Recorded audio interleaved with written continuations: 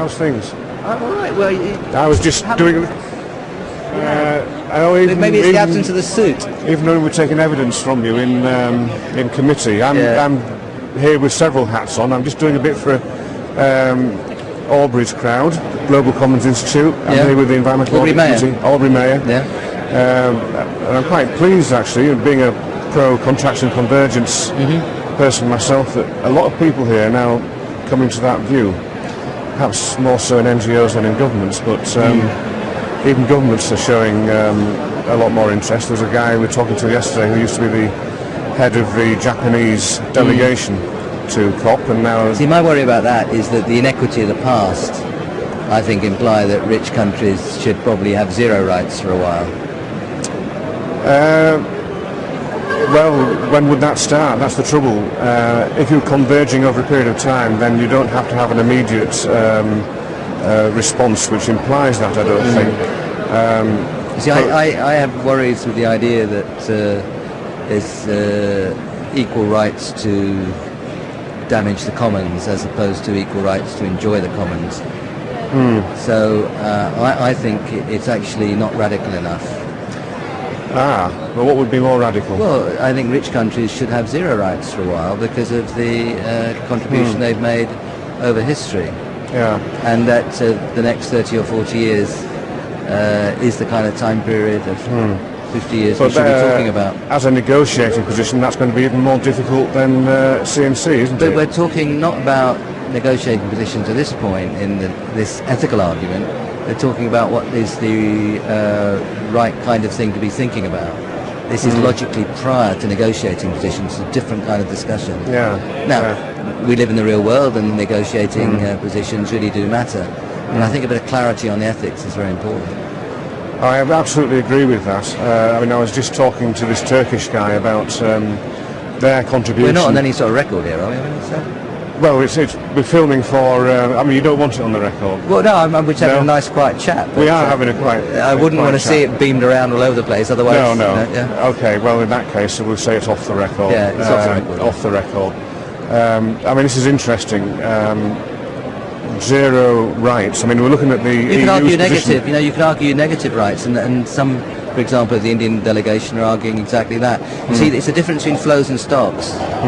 And the flow, emissions each year, and the history of the stocks have to be considered together, in my view. Yeah, absolutely. But practically, I think we're going to have to converge in terms of emissions. Yes. By 2050, we'll all have to be around 2 tons per capita. But that's not the same as emissions rights, and it's very important to be a bit more clear-headed about this, I think. I agree. Have you just recently done a paper on that? I included it in some of it in my American Economic Review paper, which was published in May.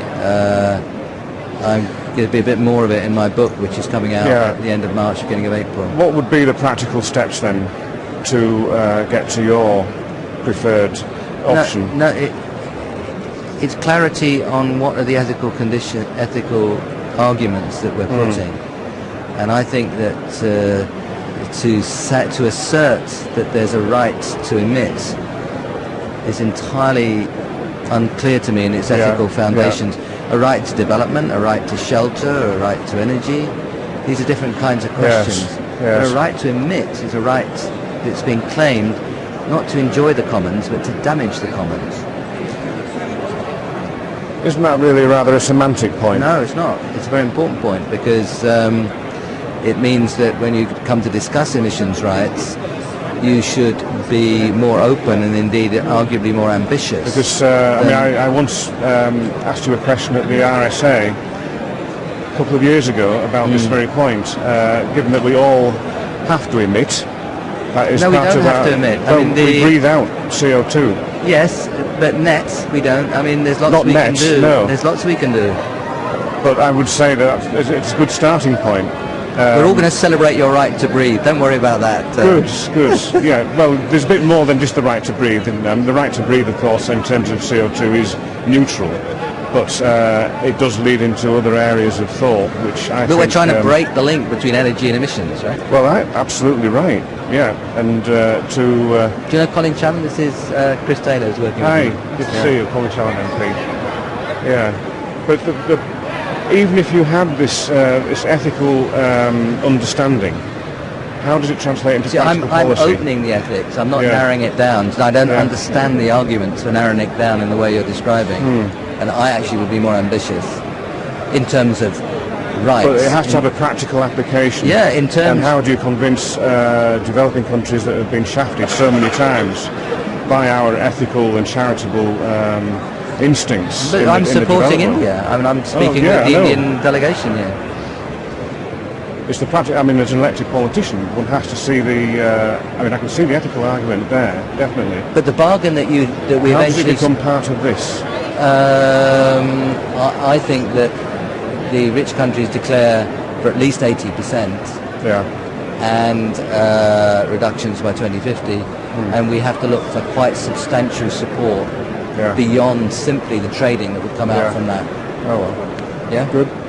I shall have to look at your plan. I've got a book coming out shortly. Good to see you. It's not optimistic, as will be evident from the title. Yeah. Okay, sorry about it must be the absence of a suit or something. The first time I've seen you. Yeah, it's the absence. I've decided I'm here. This is my last day. I'm having a dress down day. I was in the suit all week. So well, no, good for you. I wish I had anyway, been. good seeing you again. See you, Nick. Colin. Yeah.